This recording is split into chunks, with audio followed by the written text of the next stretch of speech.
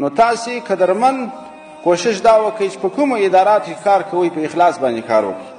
که وزیر صاحب ته مشوره ورکوئ، که رئیس صاحب ته مشوره ورکوئ، داسې مشوره ورکوئ چې د افغانستان د خلکو په ګټه وي. داسې مه کوئ چې یو کار په ورځ باندې خلاصېږي تاسې هفتو ته اړوئ، چې په هفته خلاصېږي تاسې میاشتو ته اړوئ. اوس چې موږ څه ناڅه شکایتونه اورېدلي دي، هغه د ډېرو زړو کارمندانو څه دا شکایت دي چې دغه د مسلمانانو په کارو کې خنډونه اچوي، ژر ژر یې نه خلاصوي. موږ د مسلمانان داسې اموخته کړي دي چې دا ګزاره مو عادي ورسره کړې ده، نه مو دوی په دروازه کې ډېر انتظار کړی دي او نه مو د دوی کار د یوې ورځې د بلې ورځې ته ځنډولی دي، نه مو داسې کړي دي چې رسمیت ختم سو ولاړ شي ځئ سبا راسئ،